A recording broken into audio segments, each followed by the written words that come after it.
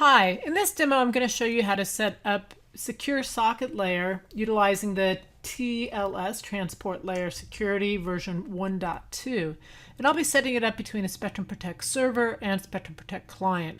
Now, secure socket layer, or TLS, is utilized so that your Spectrum Protect server and client, or your storage agents and servers, or your operations center and server, you can ensure that the data is being encrypted during the communication. You can use either a self-signed SSL certificate or import a CA signed certificate. And in this example, we'll use the self-signed certificate.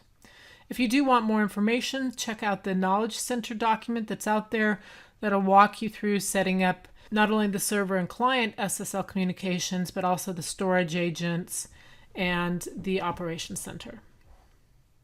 In this demo, I will be doing the steps on the left-hand side here because I'm using a Spectrum Protect version 8.1 server that was upgraded from a version 7 level.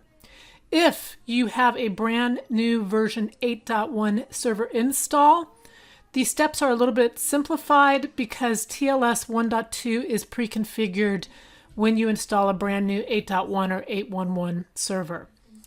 The changes here are in the DSM serve options. We default the SSL disable legacy TLS to yes and the SSL hide legacy TLS to yes. You do not have to issue the set SSL keyring password anymore, and you do not have to go through and do the set default label. The set default label has already been done for you. On the Spectrum Protect client, the difference in the steps is that when you create the client cert database, you will not be using the SSL keyring password. Once again, I will be using the steps on a server that was upgraded from version 7 to version 8, and these are the same steps you would use if you have a version 7 or an upgraded version 8 server. In this example, I'm going to be using two virtual machines. The first virtual machine is called server 2, and that's actually where my Spectrum Protect server resides. As you can see here, if I do a query node, I do already have a node called Zeus defined, and that will be my client, and I'll show you that here in a second. Here on server 1 is my client, and if I look at the node name, it does have the node name of Zeus. I'm going to start up DSMC and then issue a query session to show you that we're communicating with the server but not using SSL. The query session output shows no mention of SSL. I'm going to quit out of the DSMC session and issue a dir for the certs to show you that there's currently no certificates here in the client. Okay, let's go back to the Spectrum Protect server. The first thing we're going to do is edit the dsmserv.opt file, and we're going to add 3 options to that options file. We're going to add the SSL TCP admin port, and we're going to dedicate port 1625 to be that port. We're also going to enter SSL TCP port 1543. You can choose which ports you want to use for the admin as well as the communication between the server and client. And then we're going to specify SSL TLS 1.2, and this is just going to force all of the communications with the server to use the more secure TLS 1.2 protocol. Now I'm going to go into the Spectrum Protect server and make sure that the server has been defined so that it does have a server name and the high-level address as well as a low-level address that are associated with that. I do a define server, server 2, the high-level address, and the low-level address. Next, we're going to set the SSL keyring password, and the key database file password is needed in order to either update the key database file with new certificates or to designate a default certificate. So I'm going to do a set SSL keyring, give that keyring a password, and then say update equals yes. And now if I query that keyring, I can see that it does have a password associated with it.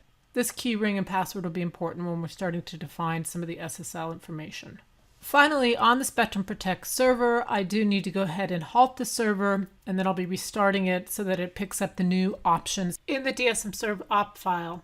back in the Spectrum Protect server directory, use the gskit to make the cert256.arm file the default for the Spectrum Protect server's cert.kdp. And what this does is it prevents any pre-6.2 clients from using SSL, as they don't support that SHA-256 certificate. And if you look here in the server directory, you will see our cert.kdb.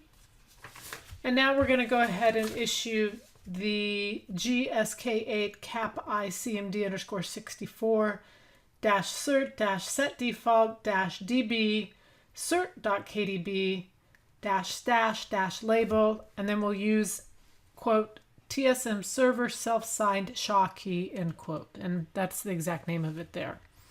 Now once we've made the cert256.arm file the default for the Spectrum Protect server cert.kdb file, we can go ahead and we can look at the contents of that cert.kdb to make sure that that self-signed SHA key shows up and that there's a star dash in front of it. So in order to do that, we will issue the GSK8 cap ICMD underscore 64 command with the -cert -list -db cert.kdb stashed. The client needs to add this self-signed certificate to its certificate database. So you need to use whatever method is approved by your company to copy this cert256.arm self-signed certificate over to the Spectrum Protect client. And then you're going to place it in the Spectrum Protect client directory. And you'll do this for each of the Spectrum Protect clients you want to use SSL communications with. On the client, we're going to go into the dsm.opt file and we're going to edit it. In the dsm.opt file, I will put SSL yes, and then I will put the TCP port that we specified on the Spectrum Protect server options file, which is 1543, and the TCP admin port, which we specified as 1625. We'll go ahead and save that options file.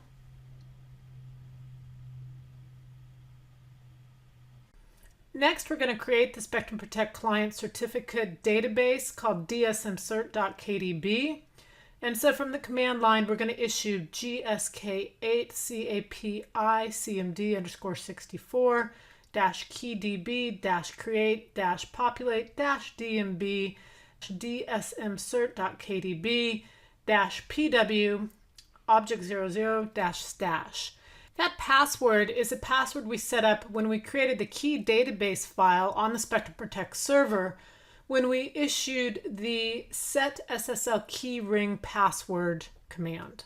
Next, we're going to add the Spectrum Protect server certificate that we just copied over from the Spectrum Protect server to the client key database dsmcert.kdb that we just created. So we can label this certificate whatever you want. And we're going to do this with gsk8 capi cmd underscore 64 -cert -add -db space dsmcert.kdb -stashed -label, and we're going to call it tsm server 2 self-signed key -file space cert256.arm -format ASCII. Now we've already updated the client's option file with the new SSL options. So now we're going to go ahead and test the Spectrum Protect client to make sure it's utilizing SSL when it communicates with the Spectrum Protect server. So we're going to go ahead and start up a command line client, sign in with the client name and password, and we're going to issue query session. And here you can see that we are utilizing SSL, and we give the version of SSL that's being utilized also. So in summary, you can utilize SSL when you're communicating between the Spectrum Protect server and client to encrypt the communications. It's easy to set up, and you can utilize it not only with the Spectrum Protect clients, but also your data protection modules, your operations center, and any of your storage agents.